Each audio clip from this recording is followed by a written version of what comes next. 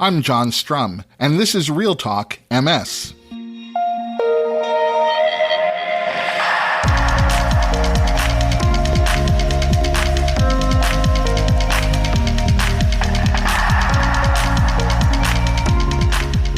It's September 26th, and we have a lot to talk about. Believe it or not, and even I find it hard to wrap my head around this, RealTalk MS is now 6 years old, and I'm marking our 6-year anniversary by highlighting the most impactful topics that we've talked about over each of the past 6 years. And I'm doing that with one major caveat. To me, the most powerful stories that I've shared on the podcast are your stories. The interviews that I've had the privilege of doing with people who are affected by MS and are not only living their best lives, but they're also finding ways to make a difference in the MS movement. People like Dan and Jennifer Digman, Daunia Baines, Kathy Chester, Tamara K. Selman, Stephanie Buxhoveden, Kevin Reed, Matt Nags, Kathy Chester, Victoria Reese, Alice Lasad, Yvette Briscoe, Stuart Nixon, Matoka Kip, Tyler Campbell, and so many others. Each of you has found your own way to be a source of positivity and a bright light in our community. So I'll take this opportunity to thank each of you again for everything you do to make a difference in the lives of people affected by MS. Trying to identify which out of more than 300 episodes of RealTalk MS have contained the most impactful conversations for each of the past 6 years was no easy task. But I have to admit, picking the most impactful conversation in 2017 was actually pretty easy. It was RealTalk MS episode number 2. The very first episode of RealTalk MS served as sort of a backgrounder on why I was launching the podcast and what you could expect to hear in future episodes. But episode number 2 was important. It was released the same day that the Senate was holding a vote to repeal the Affordable Care Act, an effort that failed by a single vote. Now, if you've been diagnosed with MS any time over the past 6 years, you may never have stopped to realize that before the Affordable Care Act became law, your pre-existing condition would have disqualified you from even obtaining health insurance, except for very, very limited coverage at outrageously high prices. The ACA continues to ensure access to health care, and that has made a real difference for millions of Americans. On this particular episode of the podcast, I interviewed Donna Edwards, a former member of Congress who actually retired following her MS diagnosis. Former Representative Edwards remains an MS activist, and I was especially glad to make advocacy the focus of this very early episode of the podcast. And here's a fun fact about this episode, or maybe it tells you something about my sense of optimism.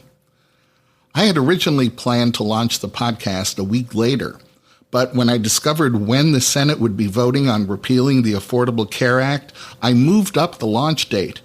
I thought it was important to underscore everything that was at stake for people affected by MS and any other chronic condition. The joke here is that RealTalk MS was brand new. I had no listeners.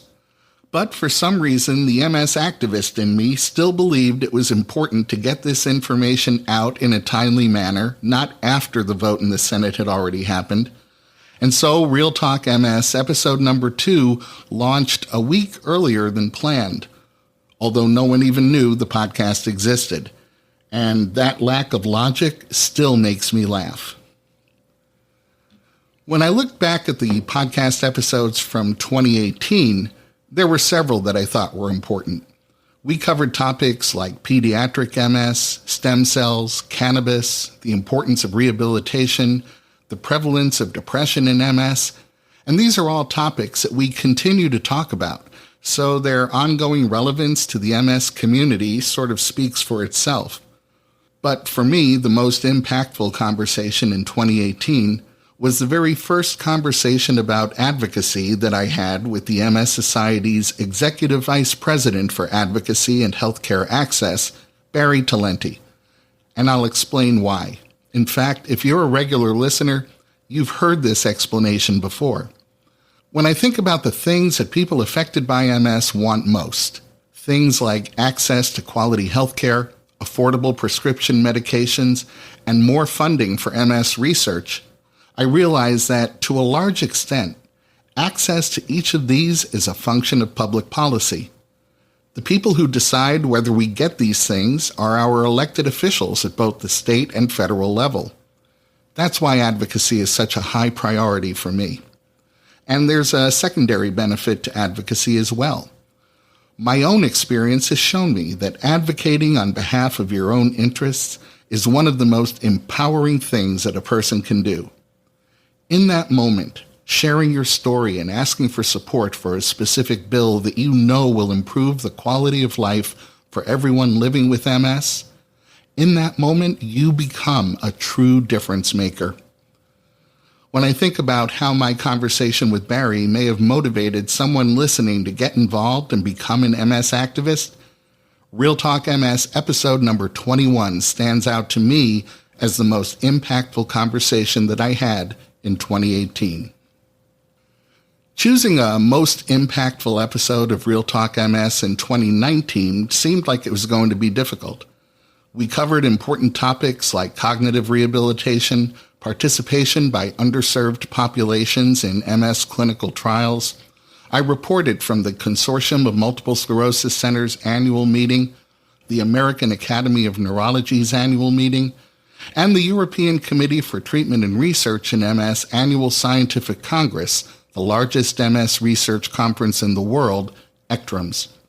But choosing the most impactful conversation that I had in 2019 was surprisingly easy. Because in 2019, the National MS Society published a study that showed there were nearly 1 million people living with MS in the United States. This type of prevalence study hadn't been done since the 1970s, and so the official number of people living with MS had been frozen at 400,000 for decades. A few moments ago, I was talking about the importance of advocacy, and from an advocacy perspective, when we're talking with our legislators, the conversation just feels different when we're talking about a problem that affects 1 million Americans. Updating the prevalence of MS in the U.S. to a number more than twice as high as what had been presumed was a real difference maker in itself when it came to raising awareness about multiple sclerosis. And so in 2019, my conversation about the prevalence of MS with clinician scientist Dr. Ruth Ann Mary, who led the study, along with my conversations with the National MS Society's Executive Vice President of Research, Dr. Bruce Bebo, and the MS Society's President and CEO, Cindy Zagiboilo, which are all part of RealTalk MS episode number 81, were clearly my most impactful conversations of 2019. It didn't take long before COVID-19 became everyone's topic of conversation in 2020. I had the first conversation about COVID-19 on the podcast in March when I talked with Dr. Aaron Miller about the things that people living with MS needed to know about this very new and rapidly spreading virus. As scientists learned more about COVID-19 and MS, I continued having conversations about coping with those feelings of uncertainty during the pandemic, how MS disease-modifying therapies were impacting COVID-19, dealing with the emotional impact of the pandemic, and then finally sharing COVID-19 vaccine guidance for people living with MS. But we also managed to talk about other topics, including remyelination, sleep issues that affected MS, managing MS-related pain, managing fatigue, and building resilience. Identifying the most impactful conversation that I had in 2020 was really challenging. But in January of that year, before the COVID-19 pandemic had brought the world to a screeching halt, I attended the National MS Society's Pathways to Cures think tank in Washington, D.C.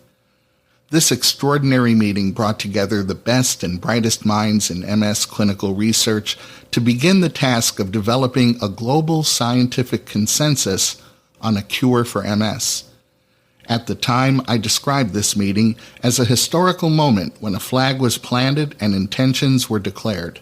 and that statement rings as true today as it did in January of 2020. At the Pathways to Cures think tank, I was able to speak with experts including Dr. Carol Whitaker, Dr. Bruce Bebo, Dr. Cassandra Munger, and Dr. Phil DeYager. I dedicated an entire episode of the podcast to these conversations, and in retrospect, I find them to be even more impactful today. In a year when so many conversations were important, the conversations that I had in RealTalk MS episode number 125 about what has evolved to become a global research strategy to stop MS progression, restore lost function, and end MS forever were the most impactful conversations of the year 2020.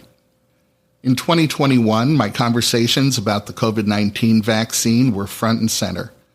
Experts were learning about this virus in real time, and with so much misinformation being spread, separating fact from fiction was important. While podcast episodes about employment law for people living with MS, the benefits of art therapy and music therapy, receiving a cognitive assessment when you're living with MS, managing comorbidities, and the research driving the creation of a potentially revolutionary T-cell therapy for MS all carried information that people affected by MS needed to know about. Yet my most impactful conversations of the year were with Dr. Nancy Sykott and Victoria Holmes in RealTalk MS episode number 208. In that episode, I talked with Dr. Sykott about the third COVID-19 vaccine dose that was being recommended for people with MS. We discussed who was eligible for that third dose, how MS disease-modifying therapies were going to affect a third dose of the COVID vaccine, and who Regeneron's new monoclonal antibody cocktail was for. In that same episode, I also spoke with Victoria Holmes, a nurse practitioner who's living with MS. And like many people, Victoria was initially hesitant to get vaccinated. Victoria joined me not only to explain what changed her mind, but to share a special message with other folks who might still have been vaccine hesitant. COVID-19 has taken the lives of more than 1 million Americans, and that tally continues to rise as you're listening to this. Without these vaccines, we would have witnessed an unimaginable tragedy of even greater proportions. The conversations that I had with Dr. Sykott and Victoria Holmes in RealTalk MS episode number 208 were my most impactful conversations of 2021. The world began to reopen in 2022, and we talked about staying safe in the new normal if you were living with MS. We also talked about dating in MS, MS in the LGBTQ plus community, how MS affects your mind, mood, and memory, and new research goals that were announced by the International Progressive MS Alliance. But the most impactful news in 2022 was the discovery that the Epstein-Barr virus was the trigger for MS. And the most impactful conversations I had in 2022 were conversations about the Epstein-Barr virus and MS that I had first with Dr. Cassandra Munger and Dr. A.J. Joshi, and then the conversation about understanding the impact of this breakthrough research that I had with the National MS Society's Executive Vice President of Research, Dr. Bruce Bebo. Experts predict that stopping the Epstein-Barr virus will eliminate 95% of the MS in the world. So when it comes to the most impactful conversation that I had in 2022, I'm declaring a tie between episode number 229 with Dr. Cassandra Munger and Dr. A.J. Joshi and episode number 231 with Dr. Bruce Bebo. We still have 3 months to go in 2023, so it's possible that I may not have had my most impactful conversation of the year yet. But for the sake of completeness, I'll try to identify the most impactful conversation that I've had so far this year. In 2023, I've already had the opportunity to have conversations with a half dozen past winners of the Barancik Prize for Innovation in MS Research. I've talked with some of the leading MS research scientists in the world at the International Progressive MS Alliance Scientific Congress. We've had conversations about disclosing your MS in the workplace, disclosing your MS to your friends and family, embedding diversity, equity, and inclusion into the MS movement, and improving your sex life if you're living with MS. That's a pretty broad range of topics. But picking out the most impactful conversation that I've had this year wasn't as difficult as I thought it might be. And once again, we have a tie between two episodes that focused on a single subject. My most impactful conversations of 2023 have been the conversations that I've had about the new framework that's been proposed for describing MS, researching MS, and treating MS. First with Dr. Tanya Kuhlman, and then with the National MS Society's Chief Advocacy, Services, and Science Officer, Dr. Tim Cutsey. We've learned a lot about multiple sclerosis over the past 30 years. And while we don't have all the answers yet, science has made it possible to be far more specific in describing what's actually taking place biologically in the central nervous system of someone living with MS. We can be more specific than settling for familiar but general terms like relapsing remitting, secondary progressive, and primary progressive when we're treating someone with MS. And the more specific we can be in describing the biological mechanisms that are actually taking place, the more specific we can be in treating those mechanisms and stopping their activity. This new framework that's been proposed by the International Advisory Committee on Clinical Trials in Multiple Sclerosis is something we'll continue to have conversations about, because I see it as ushering in a whole new chapter in more effectively stopping progression, restoring lost function, and ending MS by treating every individual MS patient with precision treatments to mitigate or resolve the specific activities that may be taking place in that person's central nervous system. If I sound excited about this, it's because I am. And that's why I'm declaring RealTalk MS episode number 279 with Dr. Tanya Kuhlman and RealTalk MS episode number 280 with Dr. Tim Cutsey as the two most impactful conversations I've had on this podcast this year. I want to remind you that you'll find links to all of the podcast episodes that I've mentioned in today's show notes. I began this episode of the podcast saying that the most powerful stories that I've shared over the past 6 years have been your stories. But I would be remiss if I didn't also acknowledge all of you who've taken the time to send me an email or leave a voicemail or DM me with your suggestions for future podcast episodes. And I don't want to forget those of you who have shared feedback on something you heard on the podcast, or have shared RealTalk MS with someone else who you thought might benefit from listening. The RealTalk MS podcast is powered by the National MS Society, and I want to especially thank the Scrum Whisperer, Elizabeth Doherty, and all my friends at the MS Society, whose efforts helped me make this podcast exactly what I envisioned it could become. I truly believe that together we've made RealTalk MS happen for the past 6 years, and I can't wait to see what happens next. I have some exciting plans for 2024, so I hope you'll stick around and continue the conversation with me. I'm John Strum. Thank you from the bottom of my heart for being part of the RealTalk MS listener community.